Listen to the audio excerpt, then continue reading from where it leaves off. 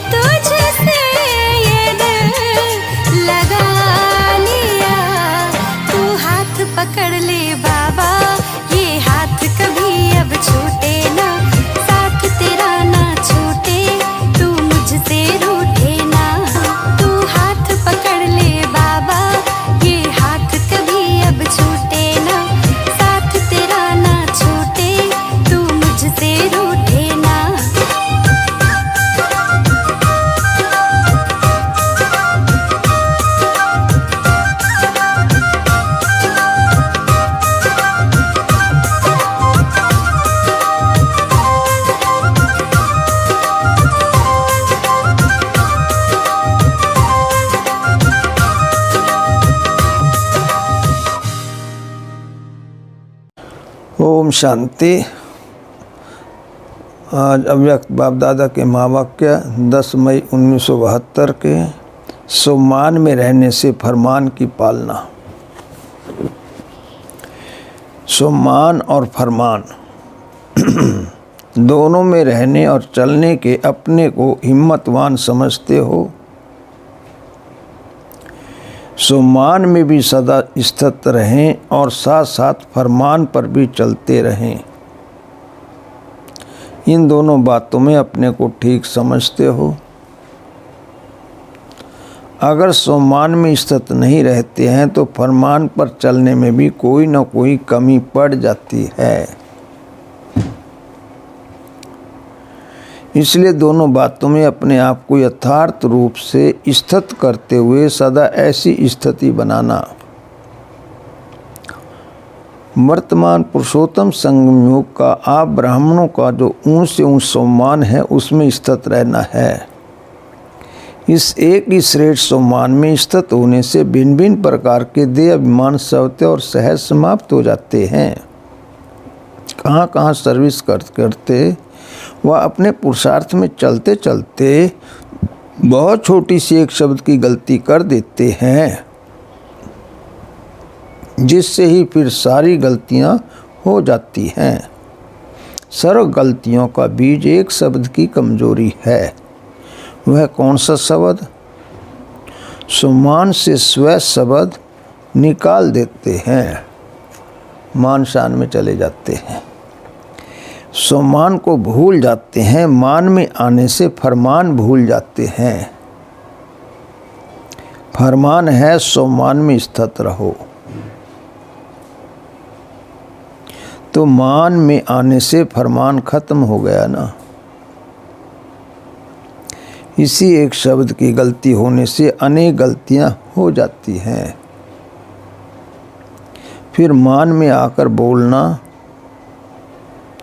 चलना, करना सभी बदल जाता है। सिर्फ एक शब्द कट होने से जो वास्तविक स्टेज है उससे कट हो जाते हैं। ऐसी स्थिति में आने के कारण जो पुरुषार्थ व सर्विस करते हैं उसकी रिजल्ट यह निकलती है। जो मेहनत ज़्यादा और प्रत्यक्ष फल कम निकलता है। सफलता मूर्त जो बनना चाहिए वह नहीं बन पाते और सफलता मूर्त न बनने के कारण वह सफलता प्राप्त न होने के कारण फिर उसकी रिजल्ट क्या होती है? मेहनत बहुत करते करते चलते चलते थक जाते हैं। उल्लास कम होते होते आलस्य आ जाता है और जहाँ आलस्य आया वहाँ उनके अन्य साथी भी सहज ही आ जाते हैं। आलस्य अपने सर्व साथियों सहित आता है, अकेला नहीं आता। जैसे बाप भी अकेला नहीं आता, अपने बच्चों सहित प्रत्यक्ष होता है, वैसे यह जो विकार हैं वह भी अकेले नहीं आते, साथियों के साथ आते हैं। इसलिए फिर विकारों की प्रवेशता होने से कई फरमान उल्लंघन करने कारण स्थिति क्या हो जाती है? कोई न कोई बात का अरमान रह जाता है। न समय संतुष्ट रहते न दूसरों को संतुष्ट कर पाते, सिर्फ एक शब्द कट करने के कारण। इसलिए कभी भी अपनी उन्नति का जो प्रयत्न करते हो वह सर्विस का कोई भी प्लान बनाकर प्रैक्टिकल में लाते हो, तो प्लान बनाने और प्रैक्टिकल में लाने समय भी पहले अपने सम्मान की स्थिति में स्थित हो, फिर कोई भी प्लान बनाओ और प्रैक्टिकल में लाओ। स्थिति को छोड़कर प्लान नहीं बनाओ। अगर स्थिति को छोड़कर प्लान्स बनाते हो तो क्या हो जाता है? उसमें कोई शक्ति नहीं रहती। बगैर शक्ति उस प्लान का प्रैक्टिकल में क्या प्रभाव रहेगा? सर्विस तो खूब करते हो, विस्तार बहुत कर लेते हो, लेकिन बीज रूप अवस्था को छोड़ देते हो। विस्तार में जाने से सार निकाल देते हो। इसलिए अब सार को नहीं निकालो, विस्तार को समाने अर्थात सार स्वरूप बनने नहीं आता। क्वांटिटी में चले जाते हो लेकिन अपनी क्वालिटी नहीं निकलती। अपनी स्थिति में भी संकल्पों की क्वांटिटी है, इसलिए सर्विस के रिजल्ट में भी क्वांटिटी है, क्वालिटी नहीं। सारे झाड़ रूपी विस्तार में एक बीज ही पावरफुल होता है ना। ऐसे ही क्वांटिटी के बीज में एक भी क्वालिटी वाला है तो वह विस्तार में बीज रूप के समान है। क्वालिटी की सर्विस करते हो, विस्तार में जाने सिवा दूसरों का कल्याण करते करते अपना कल्याण तो नहीं भूल जाते हो। जब दूसरों के प्रति जास्ती अटेंशन देते हो तो अपने अंदर जो टेंशन चलता है उनको नहीं देखते हो। पहले अपने टेंशन पर अटेंशन दो, फिर विश्व में जो अनेक प्रकार के टेंशन है उनको खलास कर सकेंगे। पहले अपने आप को देखो, अपनी सर्विस फर्स्ट। अपनी सर्विस की तो दूसरों की सर्विस स्वतः हो जाती है। अपनी सर्विस को छोड़ दूसरों की सर्विस में लग जाने के समय और संकल्प ज़्यादा खर्च कर लेते हो। इस कारण जो जमा होना चाहिए वह नहीं कर पाते। जमा न होने के कारण वह नशा व खुशी नहीं रहती। अभी अभी कमाया अभी अभी खाया तो वह अल्पकाल का हो जाता है। जमा रहता है वह सदा साथ रहता है। तो अब जमा करना भी सीखो। सिर्फ इस जन्म के लिए नहीं लेकिन 21 जन्मों के लिए जमा करना है। अगर अभी अभी कमाया और खाया तो भविष्य में क्या बनेगा? अभी भी कमाया अभी भी बांटा नहीं। खाने बाद समाना भी चाहिए, फिर बांटना चाहिए। कमाया और बांट दिया तो अपने में शक्ति नहीं रहती, सिर्फ खुशी होती है। जो मिला सो बांटा। दान करने की खुशी रहती है लेकिन उसको समय में समाने की शक्ति नहीं रहती। खुशी के साथ शक्ति भी चाहिए। शक्ति ना होने के कारण निर्विघ्न नहीं हो सकते, विघ्नों को पार नहीं कर सकते। छोटे छोटे विघ्न लगन को डिस्टर्ब कर देते हैं। इसलिए समाने की शक्ति धारण करनी चाहिए। जैसे खुशी की झलक सूरत में दिखाई देती है वैसे शक्ति की झलक भी दिखाई देनी चाहिए। सरल चित्त बहुत बनो, लेकिन जितना सरल चित्त हो उतना ही सहनशील हो। कि सहनशीलता भी सरलता है।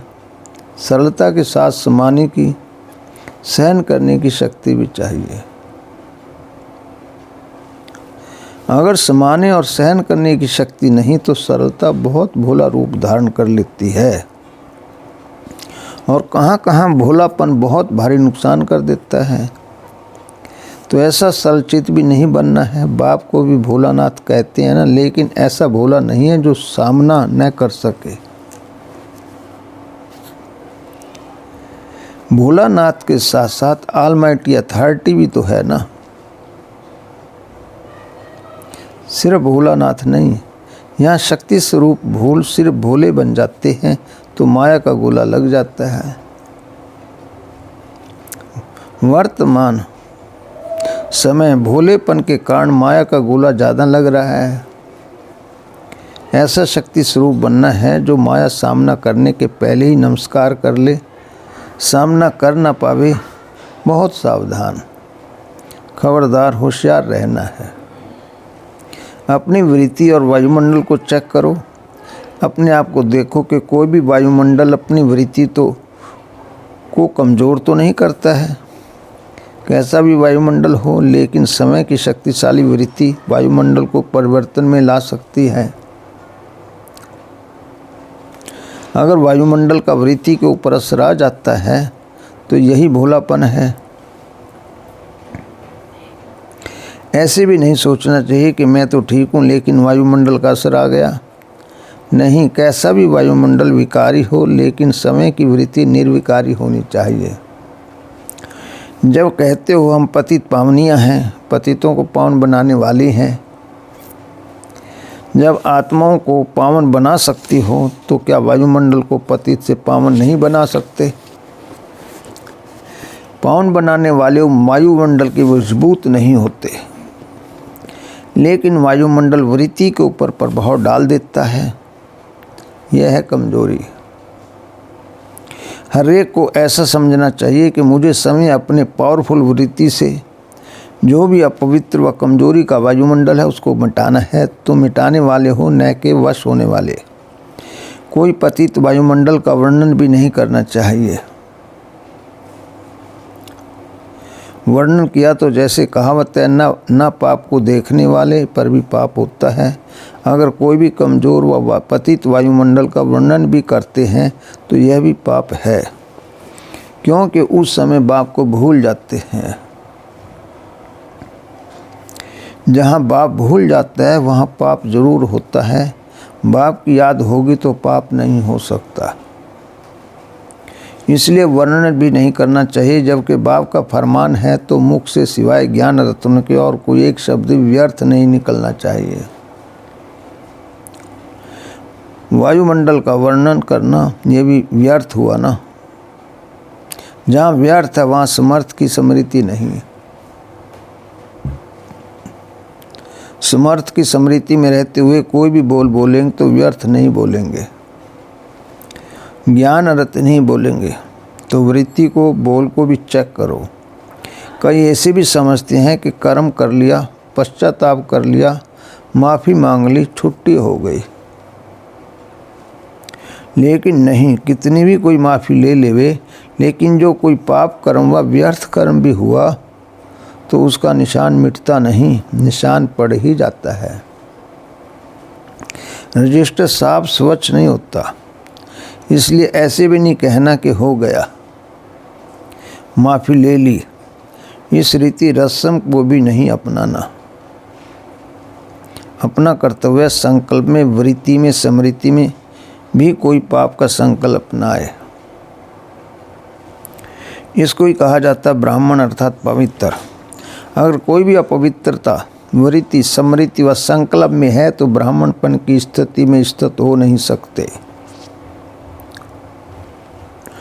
सिर्फ कहलाने मात्र हो। इसलिए कदम कदम पर सावधान रहो। खुशी के साथ साथ शक्तियों को भी साथ रखना है। विशेषताओं के साथ अगर कमजोरी भी होती है तो ये कमजोरी अनेक विशेषताओं को समाप्त कर देती है। तो अपनी विशेषताओं को प्रत्यक्ष करने के लिए कमजोरी को समाप्त कर दो, समझा। सर्विस के बीच में अगर डिसर्विस हो जाती है तो डिसर्विस प्रत्यक्ष हो जाती है। कितना भी अमृत हो, लेकिन विष की एक बूंद भी पड़ने से सारा अमृत विष बन जाता है। कितनी भी सर्विस करो, लेकिन एक छोटी सी गलती डिसर्विस का कारण बन जाती है, सर्विस को समाप्त कर देती है। इसलिए बहुत अटेंशन रखो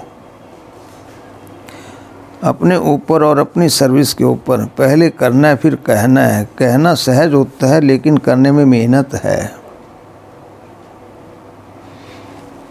मेहनत का फल अच्छा होता है, सिर्फ कहने का फल अच्छा नहीं। तो पहले करो फिर कहो, फिर देखना कैसी क्वालिटी वाली सर्विस होती है। अपनी क्वालिटी को देखो, समझा। वृत्ति और वायुमंडल को पावरफुल बनाओ। आप ब्राह्मणों का जन्म ही है बनने और बनाने के लिए, सिर्फ बनने के लिए नहीं, पढ़ना पढ़ाने के लिए है। विश्व कल्याणकारी होना, जैसे बाप कल्याणकारी है साथ में आप भी मददगार हो। इसलिए ये भी नहीं सोचना चाहिए कि मेरी वृत्ति तो ठीक है, यह वायुमंडल ने कर दिया है। अगर अपनी वृत्ति ठीक है और उसका वायुमंडल पर असर नहीं होता हो, वह पावरफुल वृत्ति नहीं है। पावरफुल चीज़ का प्रभाव आसपास जरूर पड़ता है, वह छिप नहीं सकता। तो अपनी वृत्ति को भी परखने के लिए ये चेक करो कि वृत्ति का वायुमंडल पर असर क्या है। वायुमंडल अगर और दिखाई देता है तो समझना चाहिए अपनी वृत्ति में भी कमजोरी है। उस कमजोरी को मिटाना चाहिए। आजकल चारों ओर की सर्विस के रिजल्ट में विशेष क्या दिखाई देता है? साज बजाने में बड़े होशियार हो गए हैं, लेकिन साज में जाने से राज से खिसक जाते हैं। बनना है राजयुक्त, लेकिन बन गए साजयुक्त। साज और राज दोनों ही साथ साथ समान होने चाहिए। अगर एक बात ज़्यादा फोर्स में है, दूसरी बात गुप्त है, तो रिजल्ट भी गुप्त रह जाती है। साज बजाने में तो सभी बहुत होशियार हो गए हैं, लेकिन राजयुक्त भी बनना है। तो अब राजयुक्त बनो, योग युक्त बनो। अच्छा, ऐसे राजयुक्त, योग युक्त, युक्ति युक्त चलने वालों को नमस्ते। ओम शांति।